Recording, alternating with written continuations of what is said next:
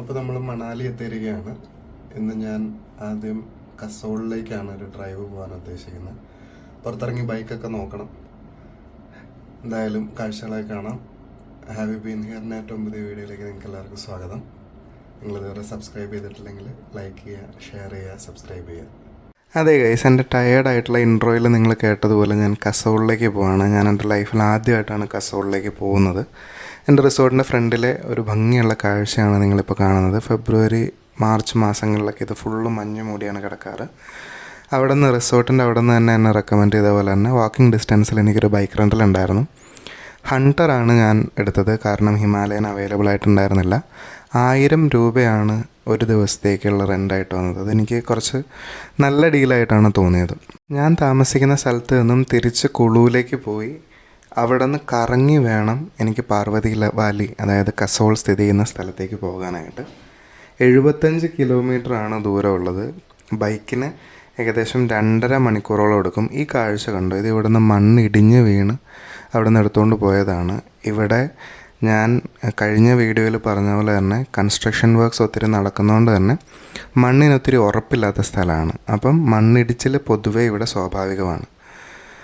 ഇത് ബിയാസ് നദിയിലുള്ള ഒരു river rafting ആണ്. ഇങ്ങനെ റിവർ റാഫ്റ്റിംഗ് കേന്ദ്രങ്ങൾ നിങ്ങൾ ഡ്രൈവ് ചെയ്ത് പോകുമ്പോഴത്തേക്കും ഇഷ്ടം പോലെ കാണാനായിട്ട് സാധിക്കും. എസ്പെഷ്യലി മണാലി ടു കുളു റോഡിൽ. ഇംഗ്ലീഷുകാർ ബീസ് എന്നും നമ്മൾ ഇന്ത്യക്കാർ വ്യാസ് എന്നുമാണ് ഈ നദിയുടെ പേര് പറയാറ്. മഹർഷി വ്യാസൻ്റെ പേരുള്ളൊരു നദിയാണത്. ഇത് ഞാൻ വരുന്ന വഴി കണ്ടതാണ്. എനിക്ക് കരിമ്പിൻ ജ്യൂസ് ഭയങ്കര ഇഷ്ടമാണ്. നമ്മൾ കുളു കഴിഞ്ഞിട്ട് പാർവതി വാലിയിലേക്കുള്ള റോഡ് കയറി അവിടേക്കുള്ള കാഴ്ചയാണിത്. നവംബർ മാസങ്ങളിൽ ഇങ്ങനെയാണ് ഇതിൻ്റെ കാഴ്ചയെങ്കിലും ഡിസംബർ ജനുവരി ആകുമ്പോഴത്തേക്കും മഞ്ഞ് മൂടും. താഴേക്കൂടി ഒഴുകുന്നത് പാർവതി നദിയാണ്. ഏകദേശം 1 കിലോമീറ്റർ താഴെയായിട്ട് ഈ പാർവതി നദി വ്യാസ് നദിയോട് ചേരും. നല്ല രുചിയുള്ള ഒരു ഗ്ലാസ് കരിമ്പൻ ജ്യൂസ് ഞാൻ കുടിച്ചു. 20 രൂപയാണ് ഇത്രയും വലിയൊരു ഗ്ലാസ് ജ്യൂസിന് അവിടെ നിന്നായത്. എൻ്റെ എക്സ്പ്രഷൻ കണ്ടാൽ നിങ്ങൾക്ക് മനസ്സിലാവും എത്ര നല്ല ടേസ്റ്റ് ആയിരുന്നു. ഞാൻ പുള്ളിനോട് ചോദിച്ചു, ഇത് ശരിക്കും ഓൾ അറൗണ്ട് ദ സീസൺ ഇവിടെ കരിമ്പിൻ ജ്യൂസ് അവൈലബിൾ ആണ് എന്നാണ് പുള്ളി പറഞ്ഞത്. അതിനവിടെ ഡിമാൻഡും ഉണ്ട് അത്രയും. മണാലിയിൽ നിന്ന് നമ്മൾ കുളു കഴിഞ്ഞിട്ട് പാർവതി വാലിയിലേക്കുള്ള വഴി കയറി കഴിയുമ്പം റോഡ് കുറച്ചുകൂടി ഇടുങ്ങിയതും കുറച്ചുകൂടി പൊട്ടിപ്പൊളിഞ്ഞതുമായിട്ട് നമുക്ക് കാണാനായിട്ട് സാധിക്കും. എന്നിരുന്നാലും നല്ല ബ്യൂട്ടിഫുൾ ആയിട്ടുള്ള റൈഡാണ്. നമ്മൾ ലൈഫിൽ ഒരിക്കലും മറക്കാനാവാത്ത കാഴ്ചകളും അതുപോലത്തെ വ്യൂസും ഉള്ളൊരു റൈഡാണ് നമുക്ക് ഈ റൂട്ടിലൂടെ വണ്ടി ഓടിക്കുമ്പോൾ കാണാനായിട്ട് സാധിക്കുന്നത്. ഈ റൂട്ടിൽ നിങ്ങൾ എപ്പോഴെങ്കിലും ഒരു വട്ടം ബൈക്ക് റൈഡ്, അത് സ്നോ ഉള്ളപ്പോഴാണെങ്കിലും അല്ലെങ്കിലും ബൈക്ക് റൈഡ് ചെയ്യുന്നത് നിങ്ങൾക്ക് ഒരു ലൈഫ് ടൈം മെമ്മറി ആയിട്ട് മാറും എന്നാണ് എൻ്റെ ഒരു വിശ്വാസം. ശരിക്കും കുപ്രസിദ്ധമായ മലാന എന്ന് പറയുന്ന ഗ്രാമം ഈ മലകളുടെ കുറച്ചപ്പുറത്താണ്. കസോളിന് വളരെ അടുത്താണ്. നമുക്കങ്ങോട്ട് ഡയറക്റ്റ് ആക്സസ് ഇല്ല, നമ്മൾ ട്രെക്ക് ചെയ്ത് പോകണം. ഈ മലാന കഞ്ചാവിനാണ് ഫേമസ് ആയിട്ടുള്ളത്. ലോകത്തിലെ ഏറ്റവും കൂടുതൽ ഓയിൽ കണ്ടൻ്റുള്ള ഹാഷ് ഉൽപ്പാദിപ്പിക്കപ്പെടുന്ന കഞ്ചാവ് അവിടെയാണ്.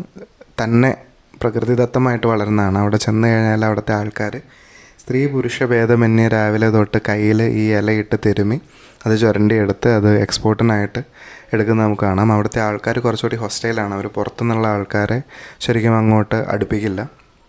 നമ്മളവിടെ ചെന്നാലും അവരുമായിട്ടൊന്നും കോണ്ടാക്ട് ചെയ്യാനോ ടച്ച് ചെയ്യാനോ പാടില്ല എന്നുള്ള രീതിയിലാണ് അവരുടെ വിശ്വാസം. ശരിക്കും പോലീസ് അവിടെ വന്ന് എല്ലാ വർഷവും 300-400 ഏക്കർ കഞ്ചാവ് തോട്ടങ്ങൾ നശിപ്പിക്കാറുണ്ടെങ്കിലും അത് പിന്നെയും തന്നെ വളർന്നു വരുന്നു. ശിവമൂലി എന്നാണ് അറിയപ്പെടുന്നത്. തന്നെ വളർന്നു വരുന്ന ഒരു സ്ഥലമാണ് ഹിമാചൽ പ്രദേശ്.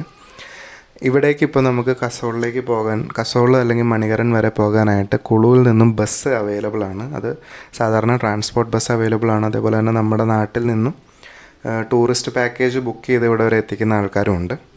വേറൊരു രസകരമായ കാര്യം എനിക്ക് പറയാനുള്ളത്, ഞാൻ കുറച്ച് ദൂരം വണ്ടി ഓടിച്ച് കഴിഞ്ഞപ്പോഴത്തേക്ക് ഞാൻ ചായ കുടിക്കാനായിട്ട് കസോളിനടുത്തൊരു സ്ഥലത്ത് നിർത്തി.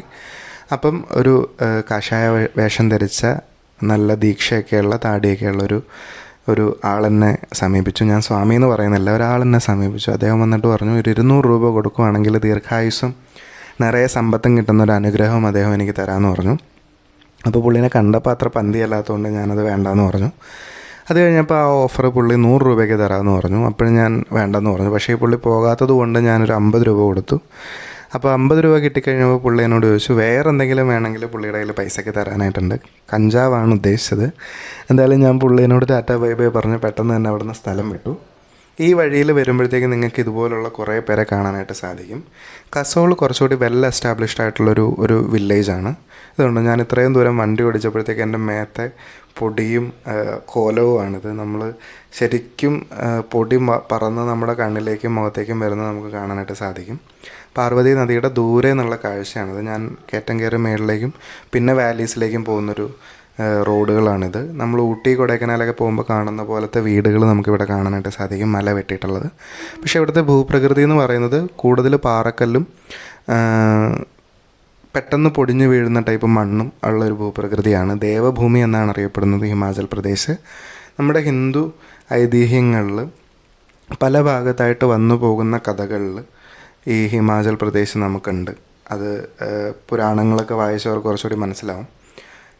പാർവതി നദിയുടെ കളറ് ശരിക്കും ഒരു ഗ്രീനിഷ് ബ്ലൂ ആണ്. ഇവിടെ മഴക്കാലത്ത് വരുമ്പോൾ ഇതിൻ്റെ ഒരു ഭാവം മാറും. ശരിക്കും ഈ സമയത്തും അവിടേക്ക് ഇറങ്ങരുത് എന്നാണ് ടൂറിസം ഡിപ്പാർട്ട്മെൻറ്റ് നമ്മളോട് പറയുന്നത്. കാരണം നല്ല ഒഴുക്കുള്ള വെള്ളമാണ്, നല്ല തണുത്ത വെള്ളമാണ്, ഏകദേശം 0 ഡിഗ്രി ഒക്കെ തണുപ്പുള്ള വെള്ളമാണ്. നമ്മൾ കാലോ കയ്യോ തൊടുമ്പോഴത്തേക്കും കൈയൊക്കെ മുറിഞ്ഞു പോകുന്ന ടൈപ്പ് വേദന നമുക്ക് അനുഭവപ്പെടും. അത് ഹിമാലയത്തിലെ ഗ്ലേഷ്യറിൽ നിന്നാണ് ഈ പാർവതി നദി ഉത്ഭവിക്കുന്നത്. ഈ നദി ഒഴുകി ബിയാസ് നദിയിൽ ചെന്ന് ചേരും. ഞാൻ നേരത്തെ പറഞ്ഞ പോലെ തന്നെ വെള്ളത്തിൻ്റെ ഒഴുക്ക് ഇവിടെ ഭയങ്കര ശക്തമാണ്. അത് നമ്മൾ രാത്രിയിലൊക്കെ ഇവിടെ വന്ന് താമസിക്കുമ്പോഴത്തേക്കും നമുക്കറിയാം. അങ്ങനെ ഞാൻ വണ്ടി ഓടിച്ച് കസോൾ കടന്ന് മണികരൻ എന്ന് പറയുന്ന സ്ഥലത്തെത്തി. മണികരനിൽ ഉള്ള പാർക്കിംഗ് ആണ്. ഈ പാർവതി നദിയുടെ അപ്പുറത്തും ഇപ്പുറത്തുമായിട്ട് തന്നെയാണ് മണികരൻ സിറ്റുവേറ്റ് ചെയ്തേക്കുന്നത്. മണികരൻ എന്ന് പറയുന്ന സ്ഥലത്തിന് ഹിന്ദു മതത്തിലും സിഖ് മതത്തിലും ഒരുപാട് ഐതിഹ്യങ്ങളും ഇമ്പോർട്ടൻസും ഉണ്ട്. ഞാൻ പറയാം. നമ്മൾ അങ്ങോട്ടുള്ള അമ്പലങ്ങളിലേക്ക് കടക്കാനായിട്ട് ഈ ലോക്ക് ബ്രിഡ്ജ് കടന്നു പോകണം. ഇതിനെ ലോക്ക് ബ്രിഡ്ജ് എന്തുകൊണ്ടാണെന്ന് വിളിക്കുന്നതെന്ന് വെച്ച് കഴിഞ്ഞാൽ ഇവിടെയുള്ള ആൾക്കാർ ഇവിടെ വരുന്ന ആൾക്കാർ ഇതിൽ താഴ് പൂട്ടി പ്രാർത്ഥിച്ചു കഴിഞ്ഞാൽ അത് നടക്കും എന്നാണ് അറിയപ്പെടുന്നത്. അങ്ങ് ദൂരെ ഹിമാലയത്തിൽ മഞ്ഞ് മൂടി കിടക്കുന്ന നമുക്ക് കാണാം. പാർവതി നദിയാണ് താഴെ കൂടി ഒഴുകുന്നത്. ഞാനത് കടന്ന് നേരെ അടുത്തുള്ള അമ്പലങ്ങളിലേക്കും അവസാനം ഗുരുദ്വാരയുണ്ട് സിഖുകാരുടെ, അവിടേക്കുമാണ് പോയത്. അതേപോലെ തന്നെ ഇവിടെ ഒരു കുഞ്ഞു മാർക്കറ്റും സ്ട്രീറ്റും ഒക്കെ ഉണ്ട്, നമുക്കതിലേ പോകാം. ഞാനിവിടെ വന്നപ്പോഴത്തേക്കും അമ്പലത്തിലെ ആൾക്കാർ ഇങ്ങനെ കൊട്ടി ശംഖൊക്കെ വായിച്ച് 2-3 വിഗ്രഹങ്ങൾ അവരുടെ കയ്യിലുണ്ട്. അത് എല്ലാ അമ്പലങ്ങളിലും ദർശനത്തിനെന്നുള്ള പോലെ കൊണ്ടുപോകുന്നുണ്ടായിരുന്നു. കുറേ കൂടി ഒരു പീസ്ഫുൾ ആയിട്ടുള്ളൊരു പ്ലേസായിട്ട് എനിക്ക് തോന്നി. നമ്മളിവിടെ വരുന്നു കഴിഞ്ഞാൽ ചെരുപ്പുകൾ ഊരി വെക്കാനും ഒക്കെ ആയിട്ടുള്ള സ്പേസ് ഇവിടെ ഉണ്ട്. അതേപോലെ ഹോട്ട് വാട്ടർ സ്പ്രിങ്സിനാണ് മണികരൻ ഫേമസ് ആയിട്ടുള്ളത്. കുറേ അധികം ഹോട്ട് വാട്ടർ സ്പ്രിങ്സ് നമുക്ക് പല സ്ഥലങ്ങളിലും അമ്പലങ്ങളിലുമായിട്ട് കാണാനായിട്ട് സാധിക്കും. നമുക്ക് അവിടുത്തെ ഭക്തിയെ മാനിച്ചുകൊണ്ട് തന്നെ നമുക്ക് വേണമെങ്കിൽ അതിലിറങ്ങി കുളിക്കാവുന്നതാണ്. ഇതിൽ ശിവൻ്റെ പാർവതിയുടെയും ഐതിഹ്യപ്രകാരം, അതായത് ഹിന്ദുമത വിശ്വാസപ്രകാരം പണ്ട് പാർവതി ദേവിയുടെ കാതിലെ കമ്മൽ ഇവിടെ വെച്ച് കളഞ്ഞു പോയെന്നും ആ കാതിലെ കമ്മലിലും മണികരൻ എന്നാണ് പറയുന്നത്, മണിക എന്നാണ് പറയുന്നത്. അത് കളഞ്ഞു പോയതിന് ശിവന് ദേഷ്യം വരികയും പരമശിവൻ അദ്ദേഹത്തിൻ്റെ കോപത്തിൻ്റെ ഫലമായിട്ട് ഇവിടെ ചൂടുള്ള ഉറവകൾ വന്നു എന്നാണ് ഹിന്ദു ഐതിഹ്യപ്രകാരം പറയുന്നത്. ഇതിൻ്റെ അത്ഭുതം എന്താണെന്ന് വെച്ച് കഴിഞ്ഞാൽ ഈ ചൂടുള്ള ഉറവയും പാർവതി നദി അടുത്തടുത്ത് തന്നെ നമുക്ക് കുറേ സ്ഥലത്ത് കാണാം. അത് പാർവതി നദിയിൽ തണുപ്പും എന്നാൽ ചൂടുള്ള ഉറവയിൽ ചൂടുമാണ്. അത് തിളയ്ക്കുന്നത് നമുക്ക് ഇങ്ങനെ കാണാനായിട്ട് സാധിക്കും. അതിൻ്റെ ലൈഫിൽ ഞാൻ ആദ്യമായിട്ടാണ് ഒരു ഹോട്ട് വാട്ടർ സ്പ്രിങ് കാണുന്നത്. അത് ഭയങ്കര അത്ഭുതമുള്ളൊരു കാര്യമായിരുന്നു. അതേപോലെ തന്നെ ഇവിടെ കുറേ ചെറുതും വലുതുമായിട്ടുള്ള എല്ലാ ദേവന്മാർക്കും ഉള്ള അമ്പലങ്ങളും ഇവിടെ കാണാം. കുറച്ചുകൂടി പീസ്ഫുള്ളായിട്ടുള്ള അമ്പലങ്ങളാണ്. നിത്യപൂജ അങ്ങനെയുള്ള പ്രാർത്ഥനകൾ നമുക്ക് കണ്ടില്ലെങ്കിലും നമുക്ക് വന്നിരുന്ന് കുറച്ചുകൂടി സമാധാനപരമായിട്ട് അവിടെ ഇരിക്കാനായിട്ട് തോന്നുന്നൊരു സ്ഥലമാണ്. പ്രകാരം ഇവിടെ ഈ ഉറവകൾ പുറപ്പെട്ടത് എങ്ങനെയാണെന്ന് വെച്ച് കഴിഞ്ഞാൽ സിഖ് മതത്തിലെ ആദ്യത്തെ ഗുരുദേവനായ ഗുരുനാനാക്ക് ജി ഇവിടെ വരികയും ഗുരുനാനാക്ക് ദേവ്ജി അന്ന് ഫുഡ് ഉണ്ടാക്കാനായിട്ട് തീയില്ലാത്തൊരു സാഹചര്യം വരികയും അപ്പം അദ്ദേഹം അത്ഭുതം കാണിച്ചിട്ട് ഇവിടെ ചൂടുവെള്ളത്തിൽ ഉറവകൾ ഉണ്ടാക്കി എന്നുമാണ് പറയപ്പെടുന്നത്. ആ ചൂടുവെള്ളത്തിൽ തന്നെ ഫുഡ് ഉണ്ടാക്കുന്ന ലങ്കറുകൾ നമുക്കിവിടെ ഇഷ്ടംപോലെ കാണാം. മിക്ക ചൂടുവെള്ളത്തിൻ്റെ ഉറവകളിലും നാണയത്തുട്ടുകൾ ഇവിടെ വരുന്ന ഭക്തരിട്ടിട്ട് പോകുന്നത് നമുക്ക് കാണാം. കുറേയൊക്കെ സ്ഥലങ്ങൾ അമ്പലങ്ങൾ പിന്നെയും കൺസ്ട്രക്റ്റ് ചെയ്യുന്നത് നമുക്ക് കാണാം. കൂടുതലും ശിവപുരാണവും സിഖ് മതവുമായിട്ട് ബന്ധപ്പെട്ടുള്ള വിശ്വാസികളാണ് ഇങ്ങോട്ടേക്ക് വരാറ്. അങ്ങനെ അമ്പലങ്ങളെല്ലാം ചുറ്റിക്കഴിഞ്ഞ് ഞാൻ നേരെ ഒരു ഭൂമിക്കടിയിലേക്ക് പോകുന്ന രീതിയിലാണ് ഇവിടുത്തെ ഗുരുദ്വാര ഇരിക്കുന്നത്. അവിടേക്ക് ഞാൻ പോയി. അവിടെയും ഇങ്ങനെ കുളിക്കാനുള്ള സൗകര്യമുണ്ട്. അതേപോലെ ലങ്കറുണ്ട്. ഇത് ലങ്കറിൻ്റെ ഒരു ഓപ്ഷനാണ്. നമുക്ക് ചെന്നിരുന്ന് കഴിഞ്ഞാൽ എല്ലാ ഗുരുദ്വാരകളിലും, ലോകത്തുള്ള എല്ലാ ഗുരുദ്വാരകളിലും ഫ്രീ ആയിട്ട് ഫുഡ് കിട്ടും. അപ്പോൾ ഞാനും ചെന്നൊരു പ്ലേറ്റ് എടുത്തിരുന്നു. എനിക്ക് കിട്ടി. എനിക്കൊരു ചപ്പാത്തിയും ദാൽ കറിയാണ് കിട്ടിയത്. അവിടെ എല്ലാ മതത്തിലുള്ള ആൾക്കാരും വന്നിരുന്ന് ഫുഡ് കഴിക്കുന്നത് നമുക്ക് കാണാനായിട്ട് സാധിക്കും. ശരിക്കും സിഖ് മതത്തോടുള്ള എൻ്റെ ഒരു റെസ്പെക്റ്റ് അതാണ്. അതായത് അവർ നമ്മളെ സെർവ് ചെയ്യാനായിട്ട്, പാവങ്ങളെ കൂടുതൽ സഹായിക്കാനായിട്ട്, അവിടെ ചെല്ലുന്ന ഒരാൾ പട്ടിണി കിടക്കരുത് എന്നവർക്ക് തോന്നുന്ന പോലെയാണ് ആ മതം അവരെ പഠിപ്പിക്കുന്നത്. ഇപ്പം നിങ്ങൾ കണ്ടു, പാർവതി നദിയുടെ തൊട്ടടുത്തുള്ള ഹോട്ട് സ്പ്രിങ്ങിൽ നിന്ന് പൊങ്ങുന്ന ആ തണുപ്പും ചൂടും കൂടി ഏറ്റ് നീരാവിയാവുന്നൊരു കാഴ്ചയാണ് അവിടെ നിന്ന് കാണുന്നത്. അങ്ങനെ മണികരൻ കണ്ട് തിരിച്ച് കസോളിൽ വന്ന്, കസോളിൽ നിന്ന് ഞാനൊരു ചെറിയ ബാഗ് മേടിച്ചു. പക്ഷേ ഫോണിന് ചാർജ് കുറവായിരുന്നുകൊണ്ട് ഞാൻ ചാർജിനിട്ടേക്കുമായിരുന്നു. കുറേ സാധനങ്ങളൊന്നും ഞാൻ റെക്കോർഡ് ചെയ്തില്ല. ഇതുപോലെ നമുക്ക് റോഡരികിലും ഒരുപാട് അമ്പലങ്ങൾ നമുക്ക് കാണാനായിട്ട് സാധിക്കും. ദേവഭൂമി എന്ന് വെറുതെ അല്ല പറയപ്പെടുന്നത്. ദേവന്മാർക്ക് വേണ്ടിയിട്ടുള്ള അമ്പലങ്ങൾ നിറയെ ഉള്ളൊരു സ്ഥലമാണ്. ഈ കാണുന്ന മലകൾക്കപ്പുറമാണ് നേരത്തെ ഞാൻ പറഞ്ഞ മലാന എന്ന് പറയുന്ന സ്ഥലം. അങ്ങോട്ടേക്ക് നിങ്ങൾക്ക് പെർമിഷൻ ഉണ്ടെങ്കിൽ, ഇവിടുത്തെ ലോക്കൽസ് ഉണ്ടെങ്കിൽ നിങ്ങൾക്ക് ട്രക്ക് ചെയ്ത് പോകാവുന്നതാണ്. അതേപോലെ തന്നെ തോറോ വാലി, പാർവതി വാലിയിലൊക്കെ ഒരുപാട് ടെൻ്റ് അടിച്ച് താമസിക്കുന്ന സ്ഥലങ്ങൾ നിങ്ങൾക്ക് കാണാനായിട്ട് സാധിക്കും. ഞാനിവിടെ വന്നപ്പം നിറച്ചും മലയാളികളുണ്ടായിരുന്നു.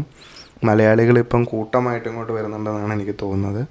കസോളിലൊക്കെ മലയാളികളെ തട്ടിയിട്ട് നമുക്ക് നടക്കാനായിട്ട് സാധിക്കില്ല. എല്ലാ കഫേസിലും ഒക്കെ മലയാളികളാണ്. പക്ഷെ ഞാൻ അവിടെ നിന്ന് ഫുഡ് കഴിച്ചില്ല. ഞാൻ താഴേക്ക് വന്ന് ഈ ചേച്ചിയുടെ കടയിൽ, ഈ ചേച്ചിയുടെ പേര് സുമതി എന്നാണ്. അവർ ഹിമാചലിലെ നേറ്റീവാണ്. അപ്പോൾ ഞാൻ എന്താണ് കഴിക്കാനുള്ളതെന്ന് ചോദിച്ചപ്പോഴത്തേക്ക് ആദ്യം ഒരു മാഗി തരാമെന്ന് പറഞ്ഞു. മാഗി ഉണ്ടാക്കുന്നതൊക്കെ തന്നെ ഞാൻ പാർവതി നദിയുടെ അടുത്ത് പോയപ്പോഴത്തേക്കും കുറച്ച് പേർ അവിടെ നിന്ന് ഫോട്ടോ എടുക്കുന്നുണ്ട്. ഇവർ ശരിക്കും മണികരണിലേക്ക് പോകുന്നവരാണ്.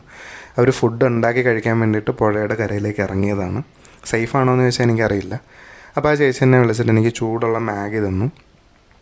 മാഗിക്ക് 40 രൂപയാണ് മേടിച്ചത്. അപ്പോൾ ഞാൻ ചോദിച്ചു വേറെ എന്താണ് ഇവിടെ സ്പെഷ്യലായിട്ടുള്ളതെന്ന്. അപ്പോൾ അവരെനിക്ക് ഈ പലഹാരം കൊണ്ട് തന്നു. ഇതിൻ്റെ പേര് സിദ്ധു എന്നാണ്.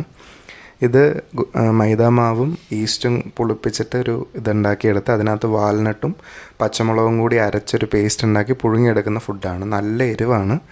അതിൻ്റെ സ്റ്റഫിങ് പല സ്ഥലത്തും പലതായിരിക്കും. പക്ഷേ ഇത് ഒത്തൻറ്റിക് ആയിട്ടുള്ളൊരു സിദ്ധുവായിരുന്നു. നിങ്ങൾക്കറിയാം, എൻ്റെ മുഖം കണ്ടാൽ മനസ്സിലാവും, നല്ല ടേസ്റ്റ് ഉണ്ടായിരുന്നു. അതും ഭയങ്കര ഫുൾഫില്ലിംഗ് ആണ്. അവിടെ നിന്ന് ഞാൻ കണ്ട ഒരു സുഹൃത്താണത്. കാണാൻ നല്ല ഭംഗിയുണ്ടായിരുന്നു. അത് കഴിഞ്ഞ് ഞാൻ തിരിച്ചു വരുന്ന വഴി കുറേ സ്ഥലത്തായിട്ട് മണ്ണിടിഞ്ഞു പോയേക്കുന്നത് നിങ്ങൾക്ക് കാണാനായിട്ട് സാധിക്കും. ഈ മണ്ണിന് ഉറപ്പില്ലെങ്കിലും ഭയങ്കര സമാധാനം കുടികൊള്ളുന്നൊരു സ്ഥലമാണിത്. ഞാനവിടെ കുറേ നേരം ഇരുന്നു. അത് കഴിഞ്ഞ് ഞാൻ തിരിച്ചു വരുന്ന വഴി വാൽനട്ടൊക്കെ മേടിക്കാനായിട്ടൊരു സ്ഥലത്ത് കയറി. അവിടെ സാഫ്രൺ, വാൽനട്ട്, ഡ്രൈ ഫ്രൂട്ട്സൊക്കെ ഇഷ്ടം പോലെ കിട്ടുന്നൊരു സ്ഥലമാണ് ഹിമാചൽ പ്രദേശ്. അപ്പം ബാക്കി ഭാഗം അടുത്ത വീഡിയോയിൽ കാണിക്കാം. നിങ്ങൾ എൻ്റെ യൂട്യൂബ് ചാനൽ സബ്സ്ക്രൈബ് ചെയ്തിട്ടില്ലെങ്കിൽ സബ്സ്ക്രൈബ് ചെയ്യുക. എൻ്റെ ഇൻസ്റ്റാഗ്രാം പേജ് ഫോളോ ചെയ്യാനായിട്ട് ശ്രമിക്കുക. എല്ലാ വീഡിയോസും കണ്ട് സഹകരിക്കുക. ലൈക്ക് ചെയ്യുക, ഷെയർ ചെയ്യുക, കമൻറ്റ് ചെയ്യുക. നിങ്ങളുടെ അഭിപ്രായങ്ങൾ എന്നോട് തിരിച്ചറിയിക്കുക. പുതിയ വെഞ്ചേഴ്സും പുതിയ വീഡിയോസുമായിട്ട് ഞാൻ തിരിച്ചു വരുന്നവരെ ഹാവ് യു ബീൻ ഹിയർ.